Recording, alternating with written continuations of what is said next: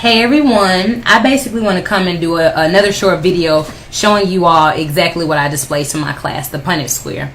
Before I get into that, it needs to be first understood that the oldest individual to ever be found on the face of the earth was a woman given the name of Lucy, who was African. She was found in South Africa.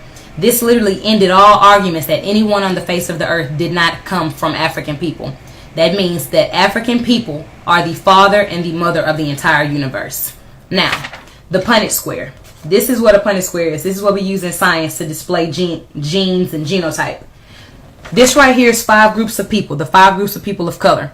You have the black, who is the African, the brown, who is considered the Middle Eastern, the red, who is considered the Native American or the Latin. You have the yellow, who's considered the Asian, and the white, who's considered the European, just to keep it simple. Now, these 2 big X's display the African, because we are genetically dominant. Anyone that doesn't understand that black people are genetically dominant is a person that has first been miseducated on themselves. We've been taught to think that we're inferior, but the science behind it is all black people are genetically dominant. Now, those 2 small X's are white people, recessive. White people are a recessive gene. That means that when they have children with a black man or a black woman, all of the children will have the recessive allele masked by the dominant allele. So when you look at Thandie Newton from Norbit, she has a British father and a Nigerian mother, but she still displays blackness because blackness is dominant. When you look at Barack Obama, who has a Kenyan father and a white mother, he will still be black because black is the masker of his white. It's literally dominant. The same thing goes for Tiger Woods. So literally, anytime a black has a child with the brown, the child is now black. Black has a child with the red, the child is black. Yellow, white, the exact same thing. This is where racism comes in.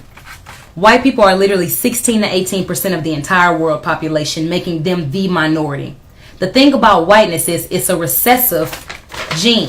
So you literally have to have 2 white parents in order to be white. So when Dylan Roof says you're raping our women, what does he mean by that? He means that anytime a white woman has a child with a black man, those children are not white anymore, because in order to clarify as white, you have to be 100% white. Well, to the people that are already the minority, it is extremely important to hold on to the genetics that they already have, because their genetics are already recessive. So think about prison. Why are so many black men are in prison? Because if you're in prison, what are you not doing? You are not having children.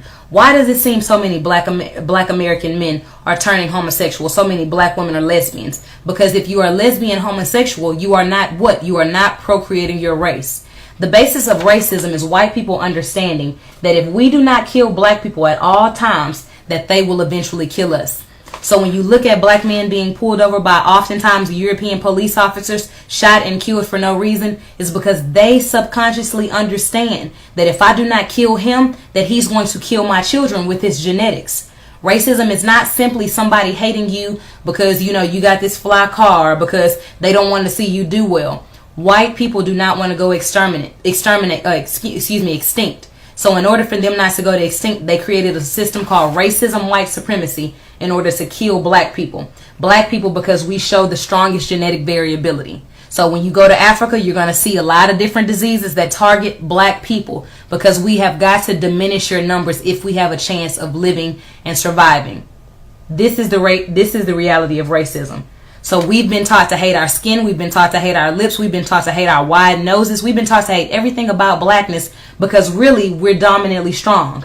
Think about Venus and Serena Williams dominating in tennis. Think about Tiger Woods dominating in golf. Think about all of the amazing, basketball players that have played in the NBA, amazing NFL players. The majority of those individuals, if not always, are people of African descent, are black people. That's not coincidental, because we are genetically strong.